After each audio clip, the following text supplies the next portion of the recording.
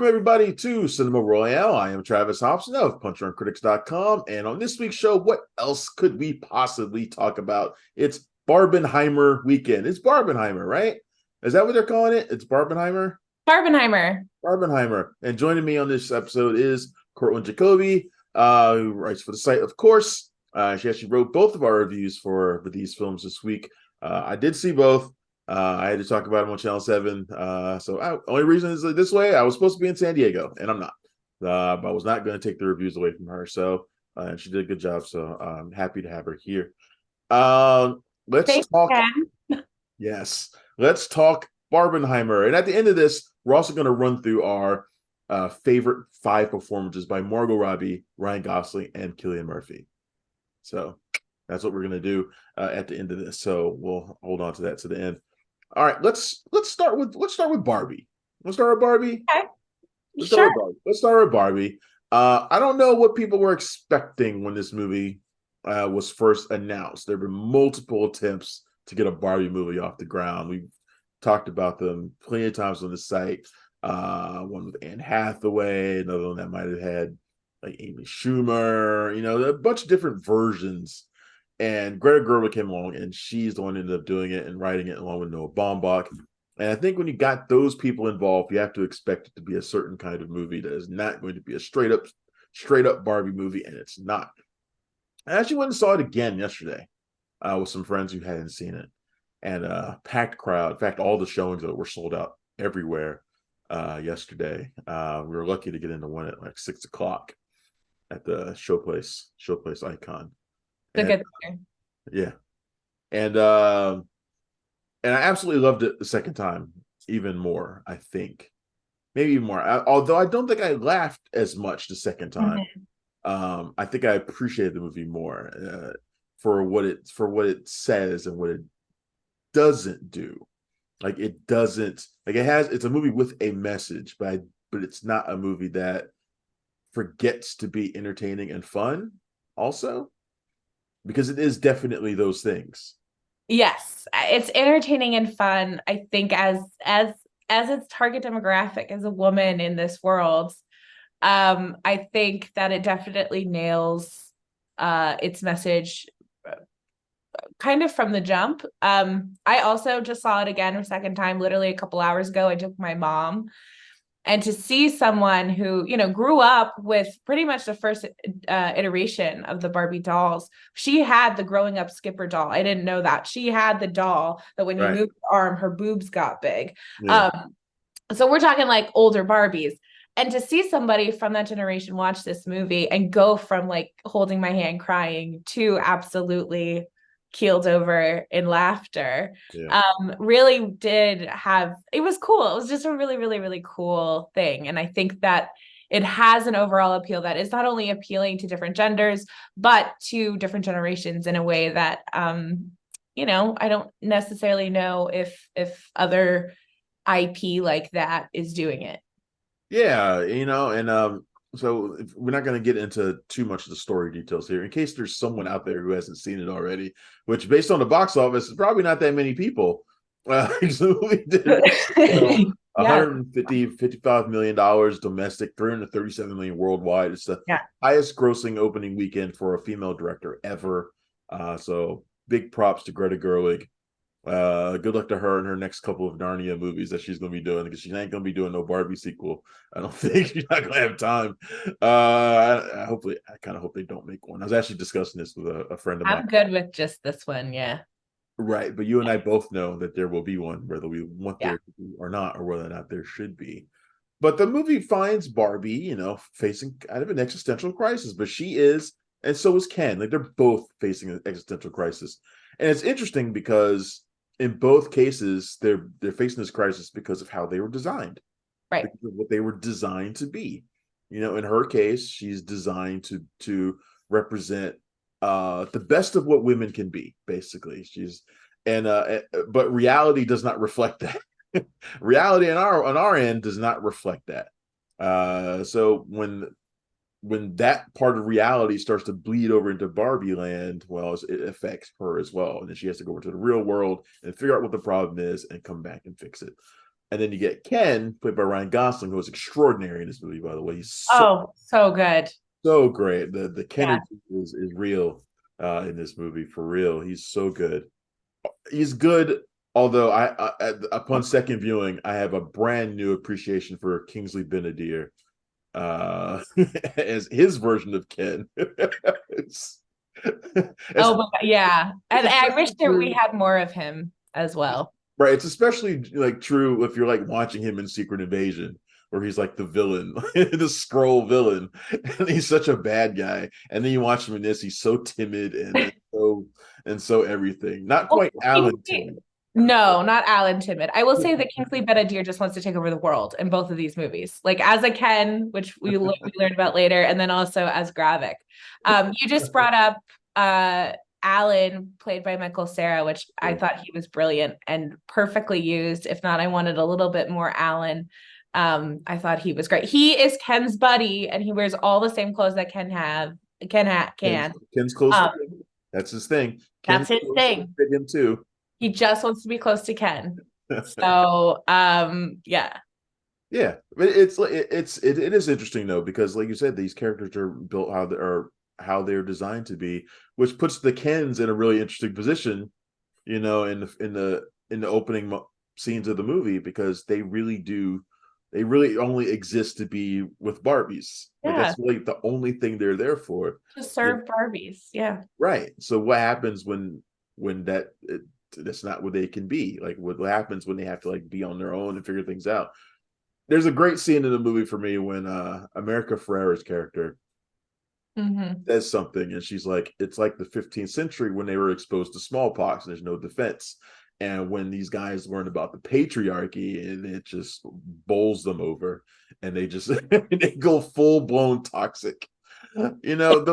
The way that Greta Gerwig and Noah Baumbach, who co-wrote it with her, the way they reimagine these characters and look at them and what their purpose was and fashion it for today, I think is so perfect. That's the thing I think I appreciate the most about this movie. You know, how they came up with the idea to make Alan who he is, or how they came up with the idea for the weird Barbie. I had a friend who came with me who totally was that girl, who was the one who really just fucked up all her Barbies. Yeah. And that's who she was. And she, interestingly, she was literally the only woman at the theater who wore all black. Like she wore not an ounce of pink, not a shred of pink. She wore all black. She's the only one there, and she's totally the girl who destroyed her Barbies. But the way they just thought through all these different the evolution of Barbie over the years, the way they thought through every bit of it, I think is probably the thing I appreciated most seeing it a second time. I think what Greta Gerwig and Noah Baumbach, the task that they had, I think, was a lot different than like someone in the Marvel universe taking on a property, or even like how Phil Lord and Chris Miller had with adapting the Lego movie. Barbie has baggage. The whole brand has baggage. Margot Robbie in interviews has Margot said, Martindale would have been interesting, I Barbie. would have loved to see her as a Barbie. Um, Margot Robbie has said in interviews, Barbie has been ahead of her time, but she's also been behind her times. And I think that's a really great way to think about it. She was an astronaut in space before even men were in space. She owned a dream house before women were able to own their own credit cards.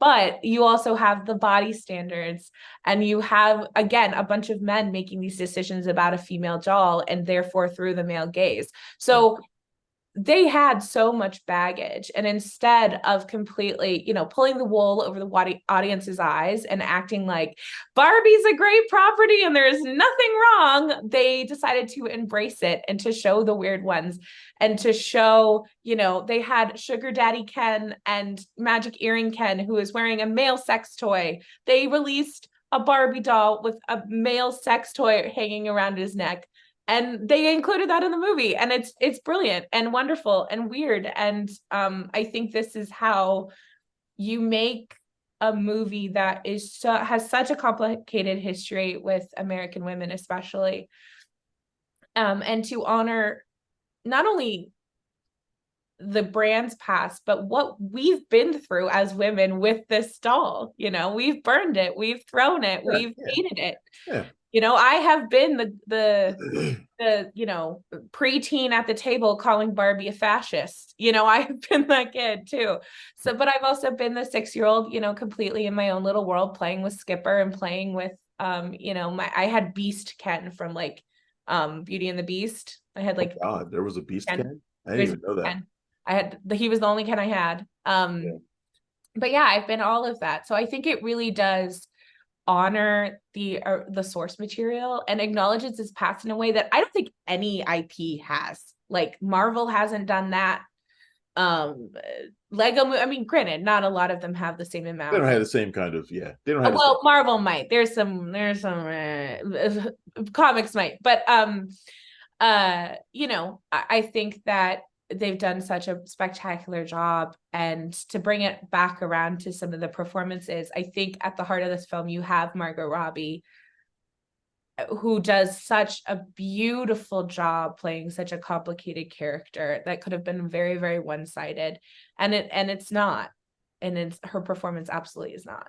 Well, she's really great in this. Everybody in the movie who for their whatever their roles were really good. I even like Will Ferrell, and I'm actually not a big fan of him. Just the right amount of Will Ferrell. Yeah, just right, exactly, just enough. Not that much different than his Lego movie character Yeah. either. But he's just weird enough that I really liked him. And good on Mattel for letting them tell this particular story.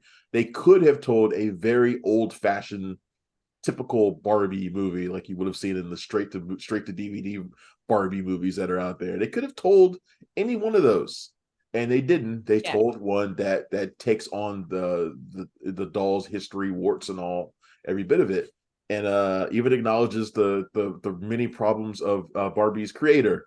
So Twice. They talk about tax evasion twice. right. There's a lot of things in this movie that are probably going to fly over the heads of most kids. That's one of the things I was stressing in a lot of my comments about the film over the week, is that I don't know how many kids are going to get all of the humor. Right. Good that they're there to hear what it has to say, especially America Ferrera's thing at the end, where a second time it's even better.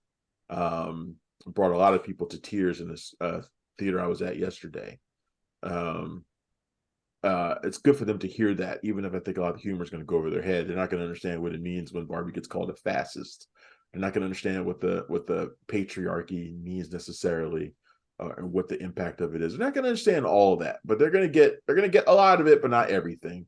I think this movie is perfect for kids starting to not play with Barbies anymore. Like, I feel like enjoy the doll while you can, play with the doll while you can, and then you can watch this movie when you've grown up a little bit and are starting to like integrate more into the real world.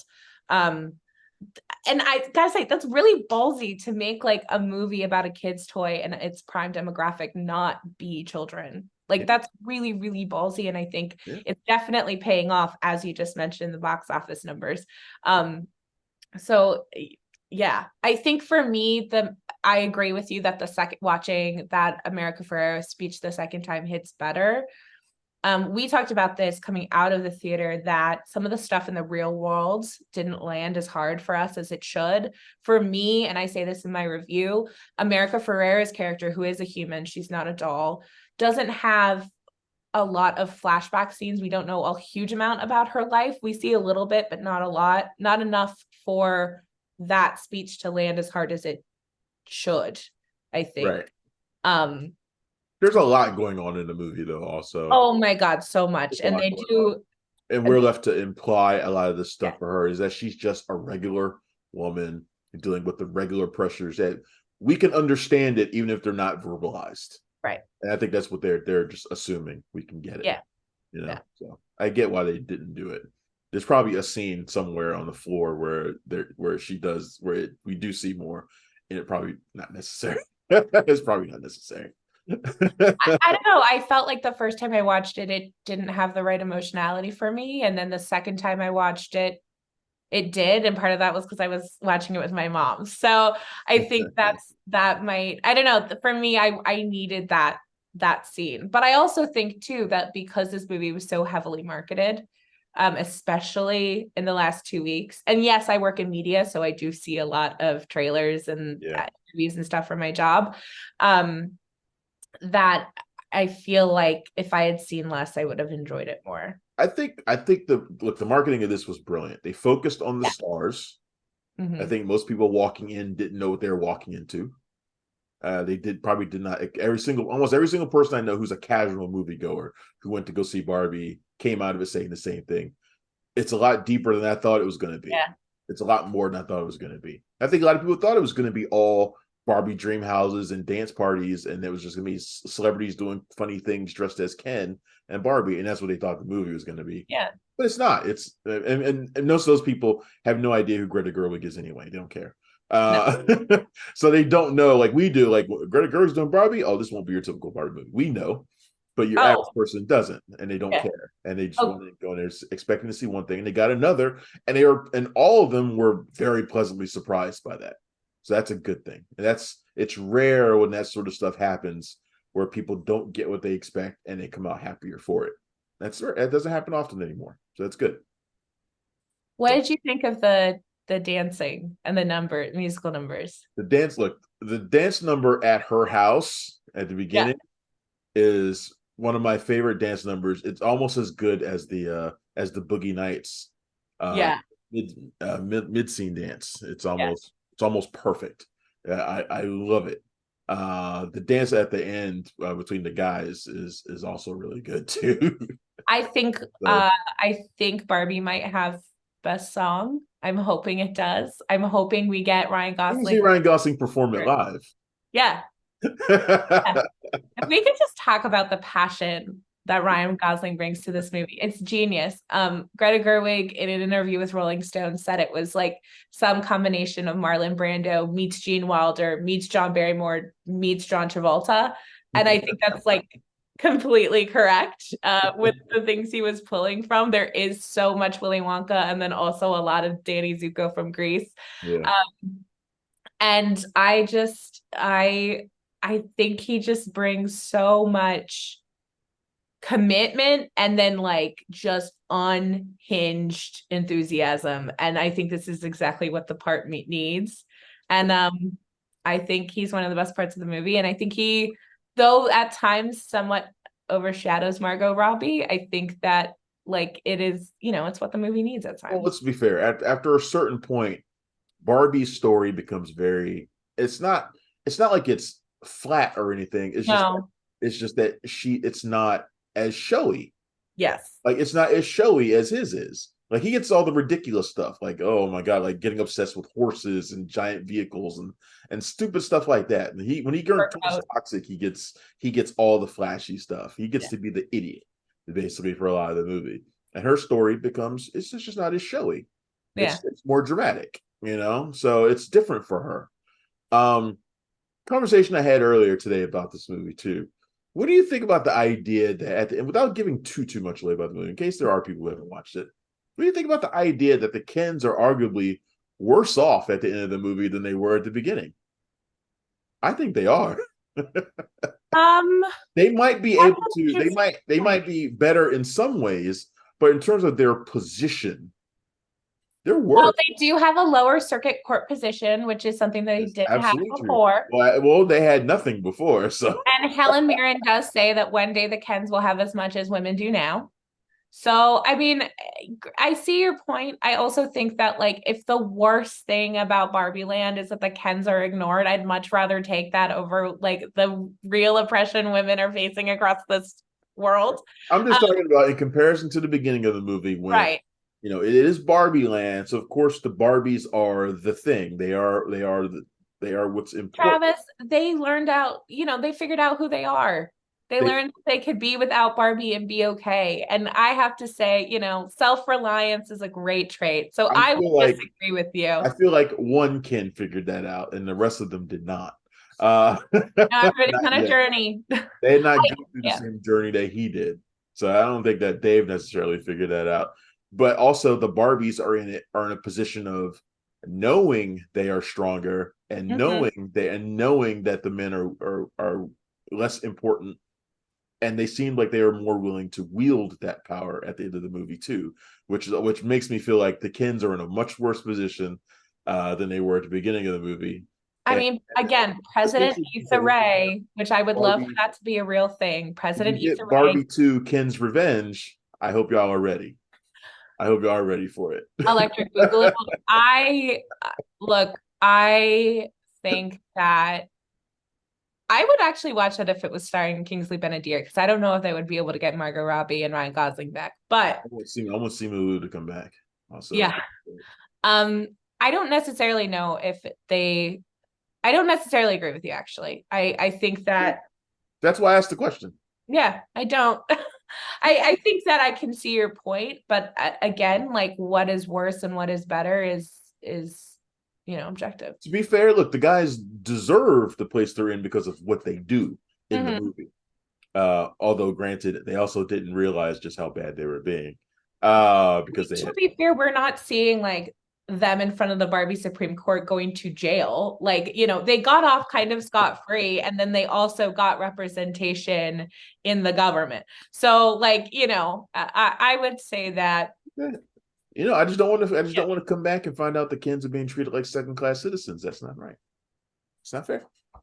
Again, the worst atrocities Barbie's pulled against Ken in Barbie Land was that Look, they slightly ignored. if I'm asked to be under the spell of Margot Robbie and Issa Rae and Emma Mackey, I'm not complaining. I'm happy in where I'm at. I'm not gonna say a word. Y'all want to boss me around? Okay, I'm cool with it. So Yeah. I'd be a perfect Ken. So anyway, Barbie has been a gigantic hit so far this weekend. I can't wait to see how it does in the long run. It looks like it's going to be the biggest movie of the summer by far. It's already crushing Mission Impossible, which really got pounded this week. Oppenheimer did really well this weekend too, $80 million and about 150 worldwide or something like that. So let's move on and talk about Oppenheimer. Let's talk about a different kind of patriarchy. Yes, totally different kind of movie here. I'll admit I'm going to go see it again tomorrow. So I wish I could have had time to kind of withhold my comments about it until then, but we're going to do it now. Oppenheimer is Christopher Nolan's film about J. Robert Oppenheimer, the man who led the Manhattan Project, which led to the creation of the atomic bomb. So obviously not the same as Barbie, which I'm still amazed by the people I know who went to see both back to back, and I'm like, I don't even know how you did it. Like, Yeah. I don't know if my brain could handle it. My friend Ronnie, who came with me to the movie yesterday, did that. He saw Oppenheimer in the morning and then went with us to see Barbie a little bit later. And I was like, I don't know. How? Yeah. Afterwards, he was like, "Yeah, I wish I couldn't. I wish I hadn't done that actually." So yeah. Well, and it's because of what you were talking about. People were going into Barbie thinking that it was going to be like, fun celebrities running around in cool costumes. And it's a lot deeper and more emotionally taxing than that. And then you have something that is obviously more taxing, which is, Oppenheimer about the atomic bomb. So my problem going into Oppenheimer was that I wasn't sure that Oppenheimer himself is that interesting. It's just the thing that I always get into when it comes to biopics is like, is the thing they did interesting or is the person interesting? A biopic needs to be more than just what they do. It needs to be is the person himself. Like if they didn't do that thing, would they still be somebody you want to see a movie about? I'm still not convinced that Oppenheimer is after watching the movie. yeah, I agree. But I'm convinced that Christopher Nolan loves him. Christopher Nolan clearly clearly idolizes this guy to some extent. And I think there's a lot of hero worship that goes on in this movie for him, which is interesting because the thing that he does is objectively awful. Yeah. And no one seems to be able to acknowledge that and still idolize him, which is interesting, which is also kind of fascinating to me. I think I'm more fascinated by Oppenheimer than I actually like it. Like I'm more intrigued by it than I actually like the movie. Like I think when I look at it and the things about it, I really dig about it. His performance in particular is great. All the other ones, I feel like they could have cast just about anybody, and it didn't really matter because he's such the dominating figure in the movie. There's so many A-listers spread around that very few of them have enough to do that you couldn't have just cast anybody. and I the agree with technical aspects, which is no one's the one person who can make a biopic like this worthy of seeing on IMAX. It looks amazing. It as bad as Tenet sounded a few years ago, that's how good Oppenheimer sounds. The sound design, the sound editing is beautiful. oh, brilliant. I can't wait to see it again for those reasons. Yeah. But the story itself is it's fine. It's tense, and the build up to the actual bomb is well done, really well done. I'm just not sure that the rest of the movie needed to happen for as long as it does, which I think again goes to the hero worship and the self-indulgence of the movie.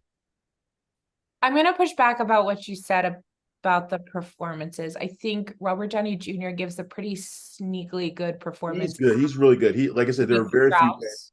very few who have roles that are worthy of the actors who are in them. His is one. His is one. I would argue Florence Pugh, though I wanted more of her, and we'll probably talk about her character in general. I thought that she did a really, really great job as well, as his mistress, Jean Chatlock. I didn't know much about Jean Strauss, or not Jean Strauss, Louis Strauss before going into this film. So going in kind of cold and then seeing kind of the progression of that character, I thought Robert Downey Jr. handled it brilliantly. Yeah. I don't know what movie Matt Damon is in. He it's sort of in like the good old boy America like version of this movie. He feels a little bit too broad for a Nolan picture. Emily Blunt, He's a bit too growly for me in this movie. I'm like, what is he doing? It didn't feel right. It felt like he's the wrong person for that role. Yeah. Like somebody else should have done it. Especially because, you have other people that I do feel fit better in other parts. I think Emily Blunt, what she's doing in as Kitty Oppenheimer, though I wish again she did more. I think that she, did her best with what the role she was given. If you're like a film person like us, there are so many people from other things in this that you're like, oh, this guy, oh God, that guy. I gotta give a shout out to David Krumholtz. I really loved his performance as Krumholtz.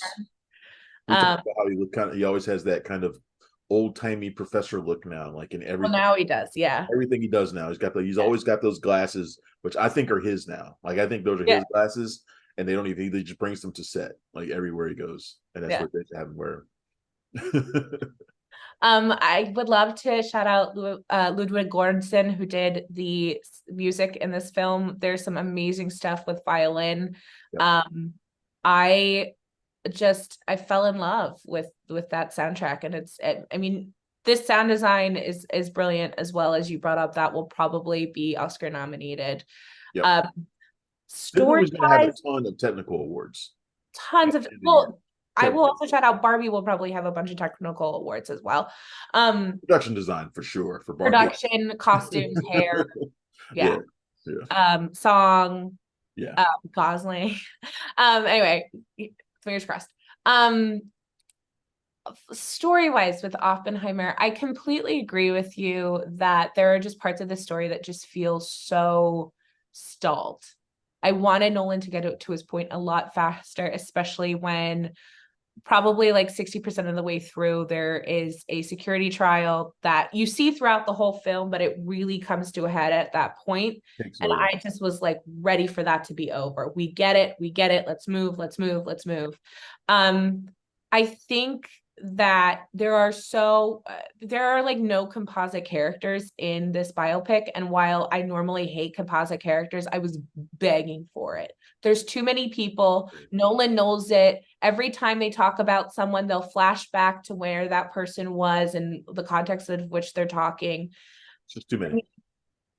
I think there's just a lot going on with this movie that just didn't need to be like that. There's a better condensed version of this movie out there that he didn't want to give us, and he never will, because he's Nolan. He'll never be asked to do that either. Nobody will ask him to do it. He'll always be able to do whatever the hell he wants to do. It's like Tarantino. It's like somebody giving a Tarantino a movie, and you don't ask him to cut it. Like, you just don't.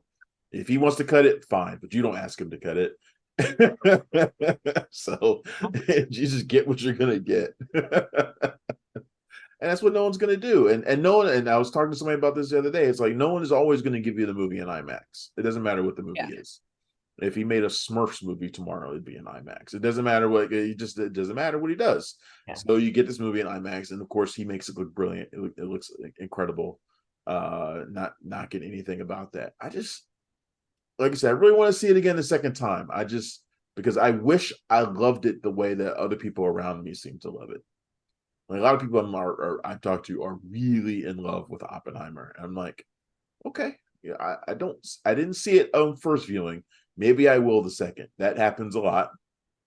I like it, and like I said, I think I appreciate it more than I do actually liking it. It's a brilliantly crafted movie. I think that I would be interested in those people who are praising it as hard as they are. And again, it's not bad. It's not a bad movie at all. It's really, really good. Um, I think the people who are praising it as hard as they are, I would like them to go back and rewatch and see if they've noticed anything else. Because sometimes I feel like when there are certain directors, it takes a couple of viewings for the rose-colored glasses to come off. Yeah. Not that my reading of the movie is the only reading either. So I also wonder if people actually like how much they know about Oppenheimer going yeah. in. There's a lot of things that this movie skates over, glosses over, a lot of dark stuff in his personal life. They just kind of like, yeah, just kind of breeze by. He'll get persecuted for a lot of that stuff later, but even then, he's held up as a martyr more than anything else. Yeah. So, in particular, his treatment of Florence Pugh's character is Yeah. is And I think Nolan's treatment of Florence Pugh's character in general is not great. I told you this bit of information. right, Jean Tatlock, which made me go and read about her a little bit after that. yeah. So Jean Tatlock was a psychologist, an academic in her own right, who worked with children and had various feelings towards women. And at the time, this is the 20s and 30s, gay people, in the public eye didn't really exist. So she really fought hard and thought that there was something, psychologically wrong with her. She entered a relationship with Oppenheimer that was very, very physical, and had a lot of these feelings, and eventually committed suicide or killed herself, I guess is the more PC way of saying it. And the movie makes it seem like, well, Oppenheimer wasn't there for her because he was at Los Alamos and therefore she couldn't handle it and she killed herself because of that. Right. And that was not Jean's story. Her story was not wrapped up in Oppenheimer. She had her own storied history. I texted you this right after the movie. I was like, how they're doing, Priscilla after the Elvis movie. I want a Jean Tatlock movie. I want to see that movie and her struggle, Right. who she was really. Nolan has some history with some complicated female characters. They don't always land, and that's okay. But I think there needs to definitely be an acknowledgement of it, especially because he does sort of the same thing with Emily Blunt. She's kind of the crazy wife who becomes an alcoholic and a bad mother. And we don't really see her in a different light of that. And that's also not the movie's job, right? It is called Oppenheimer. It's about J. Robert Oppenheimer and not about his wife. However, I don't necessarily know if that was the full picture in regards of their relationship. So, yeah, I think that needed some work. But again, it's just, whether or not it's the movie's job, it's the framing is still interesting. The framing that always positions him in the best positive light, which just goes back to my idea of Nolan's hero worship of the character. In the case of Jean, it's framed to make it look like her demise was because she couldn't be with him, and in the case of Emily Blunt's character, she's framed to look like a complete mess because it makes him look better by comparison. Yeah. So Well, there's it justifies his many affairs, right? That's what it does. It right. justifies them. Exactly. So it's framed a certain kind of way to make him look a certain kind of way, whether or not that was the reality or not. So, like you said, it is called Oppenheimer, but that doesn't mean you do that necessarily. I prefer like look, neither one of us knows what the full truth is or any of this stuff. No, But no. but Yeah, we've only done light reading on this. Haven't read the book on which it was based either. right. So But those things don't necessarily feel honest in context of the film. correct. That's why they stand out. They don't feel honest. So, who knows? But Oppenheimer's done extremely well. I can't wait to see it again. I really want to. I really want to get a second look at this movie, and I'm gonna like it anyway. I'm still gonna like it. I'm sure. I'm just, it's one of those movies that deserves a second viewing. The thing for me is, am I gonna want to watch it again after that second viewing? And I'm not so sure about that. It's one of those movies where I'm like, am I ever gonna find myself sitting down and be like, man, I really feel like watching that movie about the atomic bomb again? I don't know if I'm gonna feel that way. And I feel like for a lot of people who go to see this movie and who may like it, it's going to be that way. Especially casual viewers who went to go see Oppenheimer. I doubt many of them are going to be running out to see Oppenheimer again or running out to rent it or anything like that. So I would not be surprised if it has a pretty steep second week drop next week. I just don't know how that's going to work out. But we'll find out. We'll find out soon enough.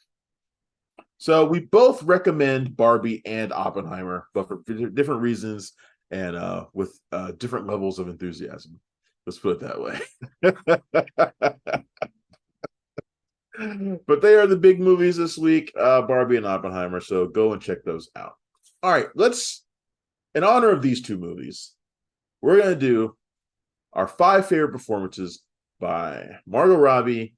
Ryan Gosling, couldn't leave him out. So you made me add him. I called that, yeah. And I was just gonna do Margot Robbie and Cillian Murphy, but we'll do all 3. That's fair. That's fair. And I added David Krumholtz too. Just kidding, no, I didn't. I would have done that. I love David Krumholtz.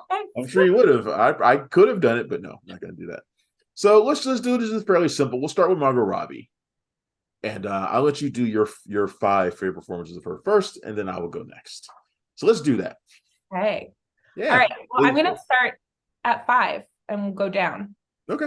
So I have Sharon Tate in Once Upon a Time in Hollywood. Great performance in that. Great performance. So she doesn't do a lot. She does enough to she's just captivating. That whole time and her running around LA is just captivating. Yeah. I'll never forget that. I love that scene with her when she's at the movie theater and she's watching herself on the screen for the first time. Yeah. Yeah. Great. Harley Quinn in various. And which one though? Which movie?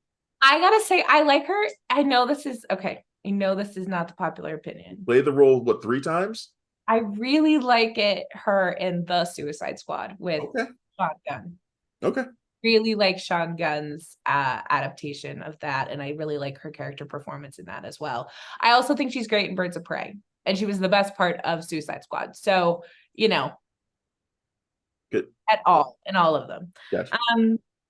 And then of course I have her as Naomi in The Wolf of Wall Street at number 3. I mean, that's how the world was introduced to her. It's hard not to her. Yep. Hard not to love her in that. And then at 2, I have her in Barbie. Okay, I left out Barbie and Oppenheimer from mine. I left them out because since we're talking about the movies already, I left them out of my list. That's fine. Well, you didn't tell me not to do that, so it wasn't like a rule. Yeah, it's just something I chose to do. It's not like a rule. So. And then I think you can probably guess my first one. Bombshell. I did like her in Bombshell. But no, I said Tanya Harding in I, Tanya. Brilliant. Yeah. All right. Those are good picks. Yeah. All right. Here's my 5. And these aren't in any particular order. First one for me, Z for Zachariah, which was, I believe, her second role or maybe her third. I think it was like 2015. She was still very new. And this was like her first big dramatic role. And I remember seeing it at Sundance. Yeah. and being really blown away by seeing what she can do when given some like really weighty material, and as a weighty movie. Um, so Z for Zachariah was the movie for me that made me stand up and say, "Huh, Margot Robbie's really good. She's not just pretty, she's really good." Like, so that was my first one for her. The next one is one where her beauty and her glamour really stood out. It's another early film for her, and it's Focus with Will Smith. Yeah. I love that movie. I love a good con movie anyway. Those are one of my things. And I think she's fantastic opposite him. That's another really early role for her where she got to really, her celebrity stood out, because I thought she overshadowed him for a lot of that movie. Yeah. So Focus for me is the second one. Next up is Birds of Prey. I chose that one specifically because she was really the centerpiece of it. And I think she just has such a grip on that character that I Mhm. can't imagine anybody else playing it in live action. And I don't know what James Gunn is doing with the DCU. He So swears that he's not done playing or working with Margot Robbie. But I mean, come on. Yeah, I think you have to bring her back in some way as Harley Quinn. Whatever you're doing, you got to bring her back. She's so great in that role. She just captures it. I, Tanya was next for me. I, Tanya, I love that movie. Tanya Harding is somebody I have been an obsessive over for a long time. I love Tanya Harding, even when she was at her craziest. I actually like that about her a lot. I'm a guy who always roots for bad guys, and she's a bad guy, like a real life bad guy. Like she just is. And but she's somebody who has her own story to tell. And Margot Robbie, I think, really captured that aspect of her life. So I love her and I, Tanya. And Once Upon a Time in Hollywood. I mean, I could not leave that out, of course. And I already mentioned the scene that I love the most. So she's great in all of those, but she's got others that she's really good in too. So yeah, Bombshell being one that we talked about. Although I don't think that movie's very good. I think she's good in it. So yeah, those are my five for Margot Robbie. Let's move on to Ryan Gosling. okay. So I'm just gonna say I have a Mickey lot Mouse for Club. We're just going to cut the whole thing off. no. I really do like Ryan Gosling, and this exercise made me realize how much apparently. Um, I will say Ken and Barbie is my favorite thing he's ever done. Period. End of story.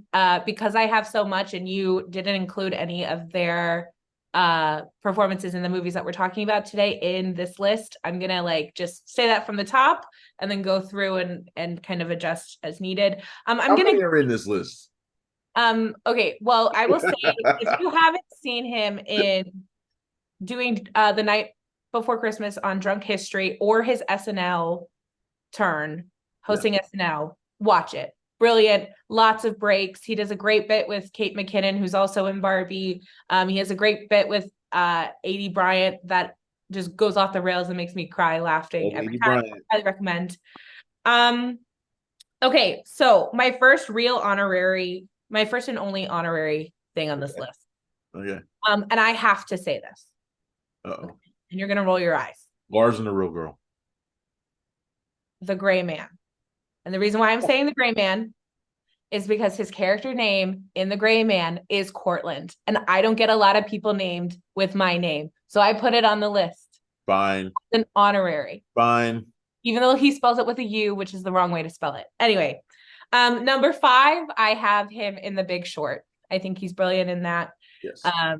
It moves the movie along. It's a little bit of Crazy Stupid Love in there too. I love him at with that part. Crazy Stupid Love would be an honorable mention for me. Yeah. I would say as Holland March in The Nice Guys, I love that role for him. I think it's so fun the way he plays off of Russell Crowe. You get to see him be a dad. Really great movie. I have him as Dan Dunn in Half Nelson at number 3. I think that movie Great movie. Is brilliant. Not enough people have seen it. I think it really gets education right. And I think it doesn't give a lot of answers to how it ends. I think the ending is brilliant because it doesn't wrap everything up in a bow by any means. Yeah.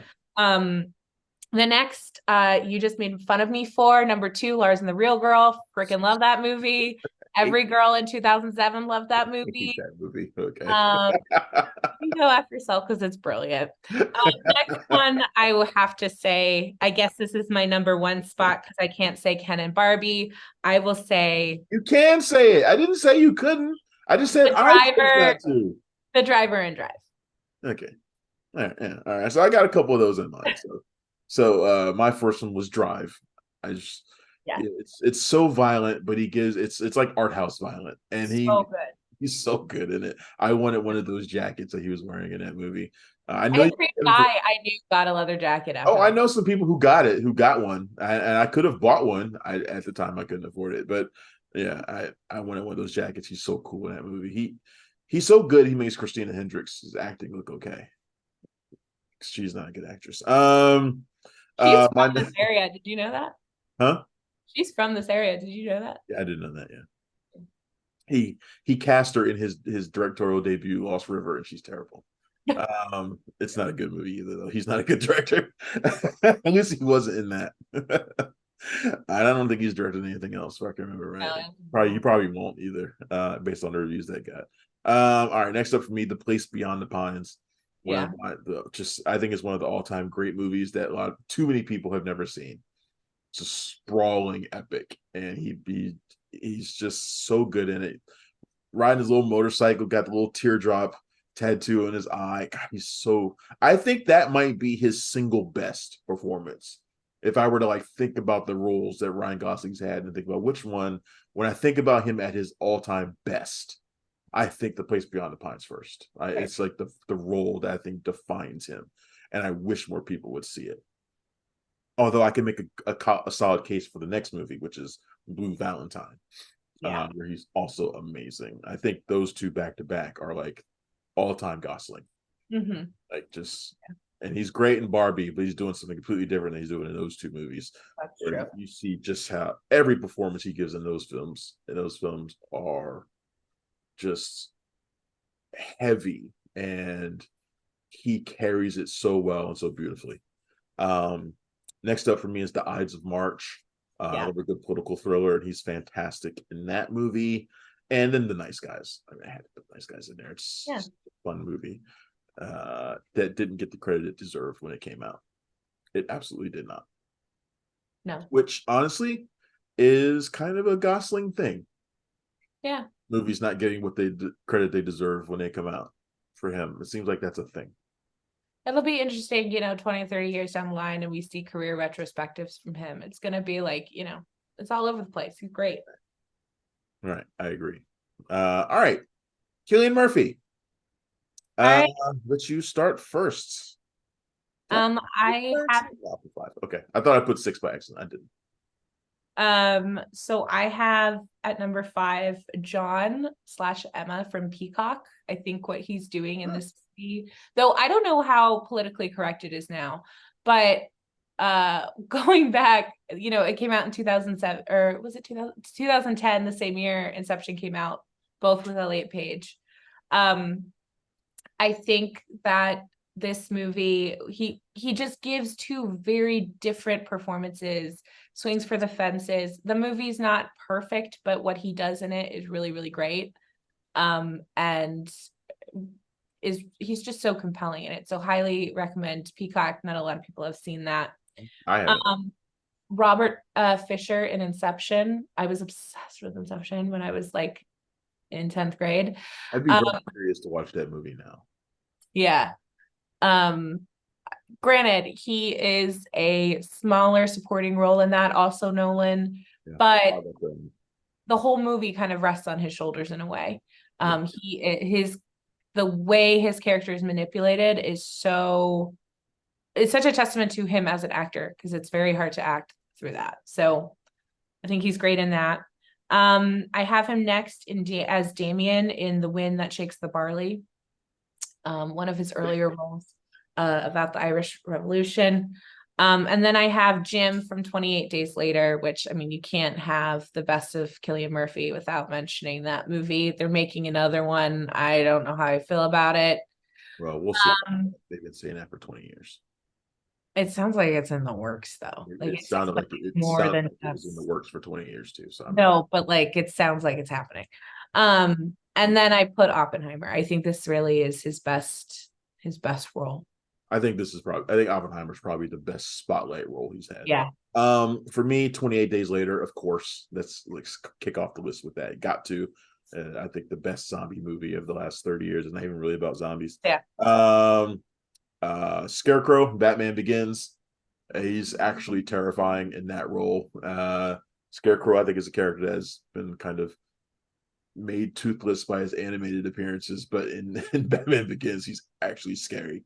Yeah. So he's really great in that. Sunshine, which is Yeah. one of my favorite sci-fi movies, and he's fantastic in it. Another Danny Boyle special there. Red Eye with Rachel McAdams. Just a great little thriller, man. With Wes Craven directing his ass off in that one. That's a really fantastic movie. I remember a lot of controversy with that film amongst my friends set. So yeah, and for me, the last one was one you already mentioned, The Wind That Shakes the Barley. It's great. Great movie. I think for like we say about a lot of these actors, the movie that establishes how good an actor like actually is, like that them at their that shows you what they can be, like their potential. Ryan Gosling had one, Margot Robbie had one. Every actor has that one, and for me, for him, it was The Wind That Shakes the Barley. So, Also recommend Free Fire if you guys haven't seen that either. He's really good. amazing. That was one I considered. I consider that too. Yeah. Yeah, but I put Red Eye in there instead. So because he just had more of a role to play. Yeah. So that's Free Fire is such an ensemble. It's great because of that ensemble aspect of it. But yeah, so good picks. Good picks. Yeah. Good picks. Great picks. I need to do more of these. When I used to do this show all like more frequently than I do now. I would always have a top 5 of some kind, like every week, and I just haven't done it lately. But it was fun. I need to do it again. Yeah. That was good. It seemed like a good time to do it with this particular pair of movies. So I mean, two very different movies, some shared ideas. I don't think people are ready for that conversation of like there's some overlap. But yeah, if you do have an opportunity to watch them back to back, don't. no, It's self-care not to do that. no. Like we saw them a day apart, we needed more time. Yeah, let them breathe a little bit. Yeah. Roll around in your brain a little bit, and Yeah. then Again, it's because Barbie is it's secretly really heavy. It's secretly a thinker and a feeler. Absolutely. Well, this has been the Barbenheimer episode of Cinema Royale, and I want to thank Cortland Jacoby for joining me on it. Thanks again for that. Everybody, thanks for tuning in. You can find me every day at punchdrunkcritics.com. You can find me if you're in DC, you can find me on channel 7 News every Friday at 12:45, and of course on PPS WETA Around Town. Best bets. I gotta go in the studio again in the next couple of days, and I don't even know what movies I'm doing yet. So who knows? But anyway, thanks again. This has been great. I will see you guys next time. And Bye, Ken. thanks for checking out the show. If you like what we're laying down, please subscribe to our channel and click the bell to receive notifications for all of our latest stuff.